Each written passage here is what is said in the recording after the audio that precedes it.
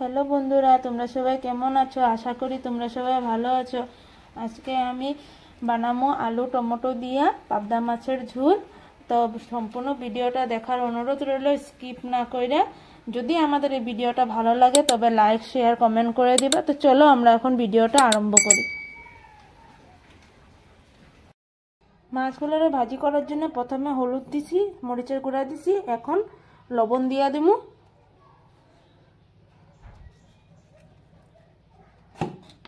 আর একটু তেল দিয়া দেবো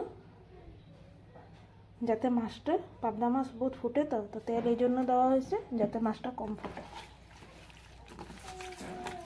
মাছগুলো সুন্দর করে মাখায় নিছি, এখন ভাজার জন্য রেডি হয়ে গেছে। এখানে কড়াইটা গরম বসাই, কড়াইটা বসায় দিছি। এখন কড়াই গরম হয়ে গেলে গিয়ে তেল দিয়ে দেবো। এখন তেল দিয়ে দেবো।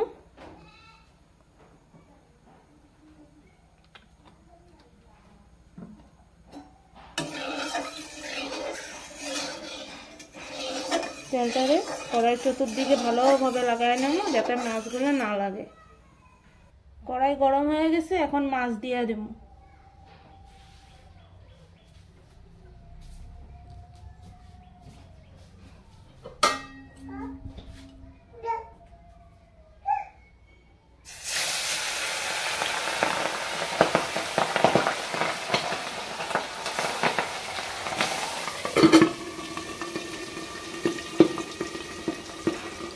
পাবদা মাছ তো অনেক ফুটে, তাই ঢাকা দিছি যেন তেলটা ছিটতে চারদিকে না পড়ে।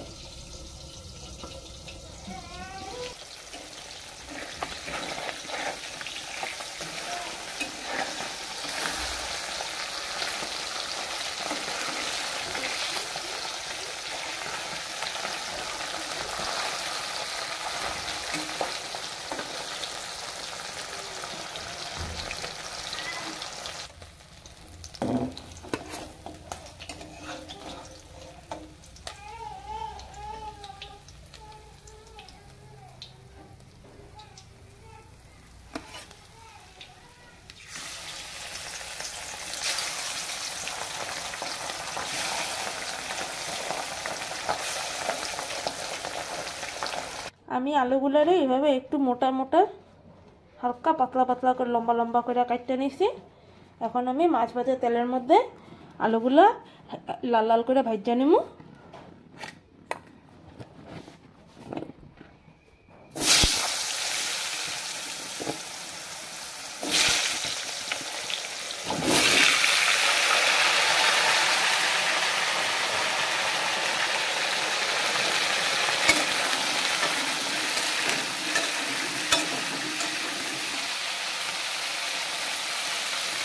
এখন দিয়ে দেবো অল্প হলুদ,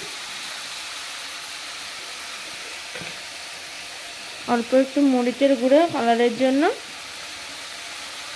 যাতে ভাজার রঙটা সুন্দর হয়, আর অল্প একটু লবণ দিয়ে দেবো ভালোভাবে সিদ্ধ হওয়ার জন্য।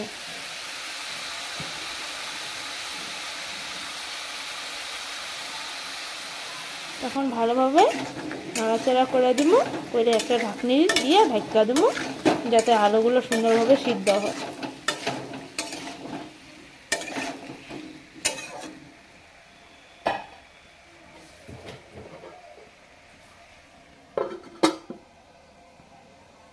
আলুগুলো এদিকে ভাজা হোক, আমি এখন একটা মশলা তৈরি করে নেব।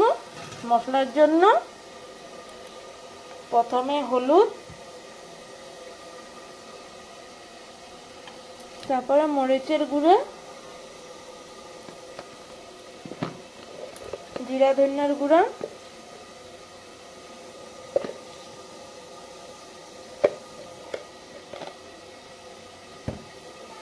একটু জল দিব, বেশি না অল্প একটু জল দিব, দিয়া মশলাটারে ভালোভাবে মিশিয়ে নেব।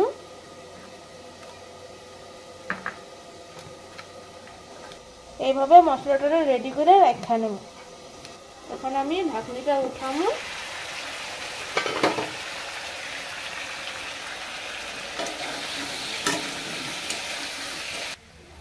আলুগুলো লাল লাল করে ভাজি হয়ে গেছে গিয়ে, এখন আমি নামায়া দেবো।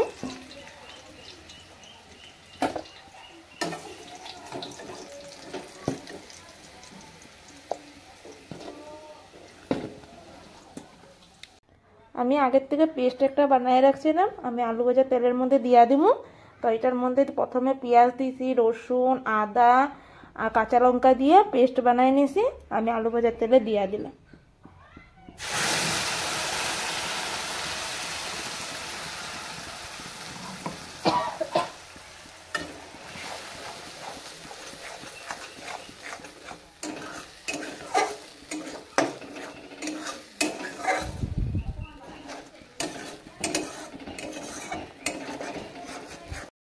পেঁয়াজ রসুনের কাঁচা গন্ধটা গেছে গিয়ে, এখন আমি যে বানিয়ে রাখছিলাম মশলাটা দিয়া দিব। দিয়া ভালো করে নাড়াচাড়া করুন।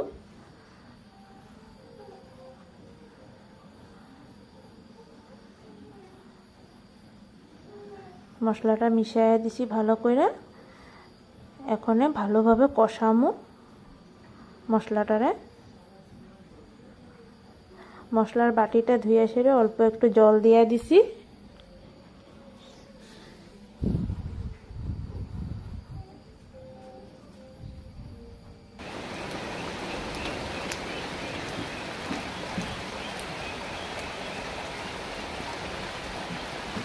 আমি 3টা টমেটোরে এইভাবে কাটতে নিছি, কিছুটা একটু পাতলা কাটছি, কিছুটা মোটা মোটা কাটছি। পাতলা এই জন্য কাটছি কিছুটা গলার জন্য, আর মোটা এই জন্য কাটছি কিছুটা মানে একটু একটু গোটা থাকার জন্য, খাইতে ভালো লাগে তখন। তো এখন আমি ভাজা মশলাটার মধ্যে দিয়া দেবো।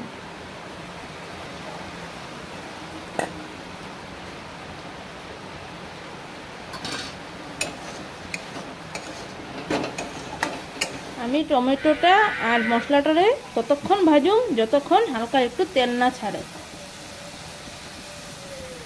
মশলাটা কষানি হয়ে গেছে, এখন আমি ভাজা রাখা আলুগুলো দিয়া দেব।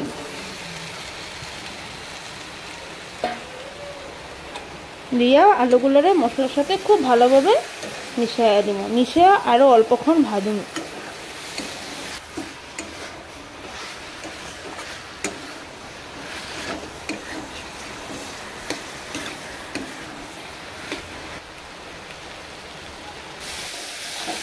এখন আমি ঝোলের পরিমাণে জল দিয়ে দেব।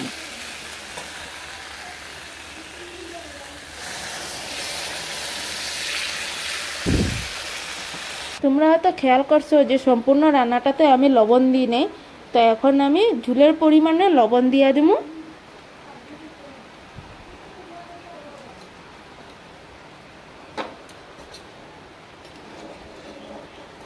যখন তরকারিটা ঝোলটা ভালো করে ফুটতে যাব গিয়ে, আমি তখন ভাজা রাখা মাছটা দিয়ে দেব।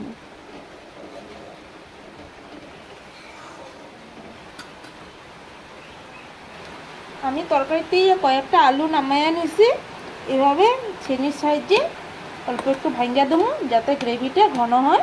আলুগুলো আমি একটা ছেনির সাহায্যে এভাবে ভাঙ্গা নিছি, এখন আমি ঝুলে দিয়ে দেবো।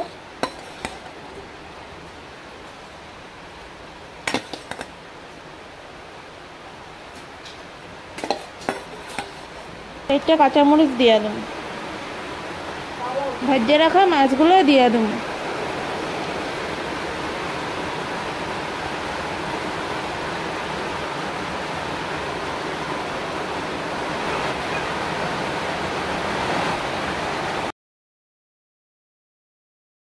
তরকারিটা হয়ে গেছে গিয়ে, এখন নামায়া দিমু।